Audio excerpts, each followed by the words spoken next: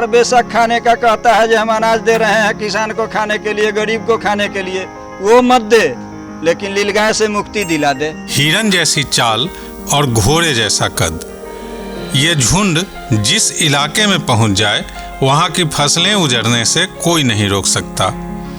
इस आफत का नाम है नीलगाय, जो वर्षों से खेती किसानी को तबाह करती आ रही है। सब्जी लगाइए, सब्जी नहीं होने देगा, ढाठ गाड़ दीजिए, बांस घेर दीजिए, जाल घेर दीजिए, तो ये ऊपर से छरक जाता है। क्या करेगा किसान, तो भूखे मर रहा है। नीलगायों के प्रकोप से देश भर के किसान परेशान हैं। कुछ भी लगाइए, नीलगाय होने नहीं देता है।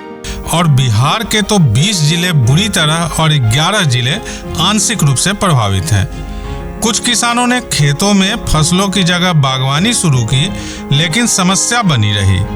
किसान ऑफ इंडिया की टीम ने कई गांवों का दौरा किया, ग्रामीणों से बात की, गांव बदलते गए लेकिन समस्या नहीं बदली। किसान का फसल को बाव होने से लेकर कटने के दिन तक नीलगाय से समस्याएं। अंततः हम लोग ऐसा जो किसान, जो प्रगतिशील किसान है, नीलगाय के आतंक से त्रस्त होकर आम का बागवानी शुरू कर दी है। आम का बागवानी शुरू करने पे हम लोगों ने देखा अपने बागवान में कि जो 3 साल का पेड़ लगाते थे 300 साढ़े 300 रुपया में लेके प्रति नग के हिसाब से, उस पेड़ को आया और सीधा मुंह मार के खा गया उसको। तब फिर हम लोग का जब डैमेज होना शुरू हुआ, काफ़ी नुकसान होने लगा, तो विचार किया अब क्या किया जाए। तो कुछ जो विशेषज्ञ हैं जो आम वगैरह लगाते हैं जिला में, उन्होंने एडवाइस किया कि 5 साल का जो पेड़ है वो लगाइए तो नीलगाय से वो खराब नहीं होगा। तो हम लोगों ने अपने बागवान में कम से कम लगता है जो 4-5 एकड़ अभी घर के बगल में ही बागवान में हम लगाए हुए हैं, उसमें पेड़ लगाना शुरू किया। 5 साल का पेड़, जो कि हम लोग को 400 से 450 में एक पेड़ का खर्च पड़ता है। कुछ दिन तो स्टार्टिंग में ठीक ठाक रहा, 2-3 महीना बहुत खुश हुए, पेड़ लग गया, निकौनी हो रहा है, कमौनी हो रहा है, खंबा लगा रहे हैं। मालूम चला 2-3 महीना का नीलगाय आया और नीलगाय ऊपर से पैर रख के उसका भी पुनकी को खा गया। हिरन की सभी एशियाई प्रजातियों में सबसे बड़ी नीलगाय ही है, जिसकी गर्भावस्था अवधि 8 महीने की होती है। एक बार में 2 से 3 बच्चों को जन्म देती है, जिसके कारण इनकी संख्या बहुत तेजी से बढ़ती जा रही है। नीलगाय से किसान लोगों का काफ़ी परेशानी है। क्या है कि सब्जी का खेती भी करते हैं किसान, सिंचाई में जैसे गेहूँ, मक्का ये सब लगाते हैं। लगाने के बाद 50, 60, 100 के संख्या में नीलगाय का जो है आना जाना होता है, चौड़ चाचर से रहता है, आकर चढ़ जाता है। चढ़ने के बाद में झुंड के झुंड जो भी चलता है तो उससे नुकसान भी होता है। जंगलों में मांसाहारी पशुओं की ये आसान शिकार हैं, इसलिए जान बचाने के लिए वन क्षेत्र से दूर शरण लेती है।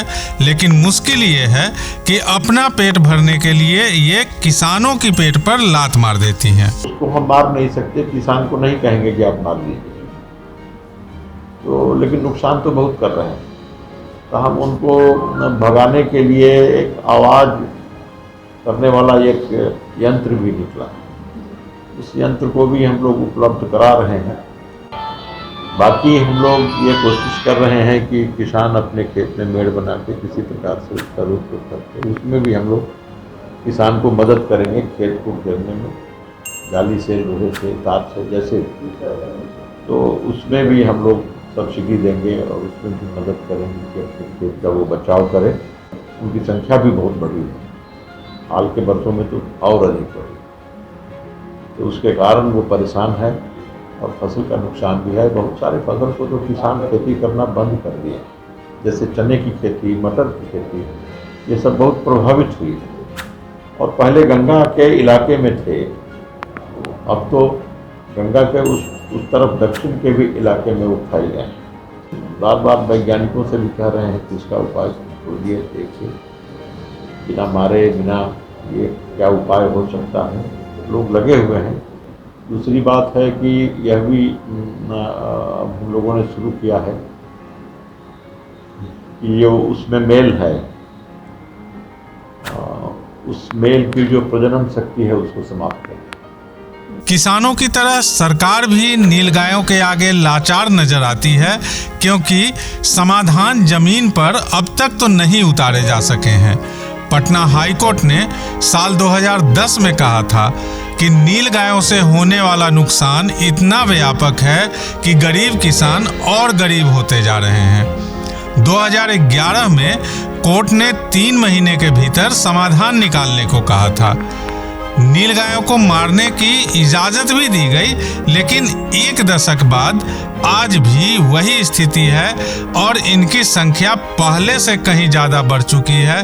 नए इलाके भी इनकी चपेट में आ चुके हैं और खेती किसानी का नुकसान भी पहले से ज्यादा हो रहा है। सवाल ये है कि आखिर इस समस्या का समाधान क्या है और ये समाधान निकलेगा कब। किसान ऑफ इंडिया के लिए बिहार के वैशाली जिले से परमेंद्र मोहन की रिपोर्ट।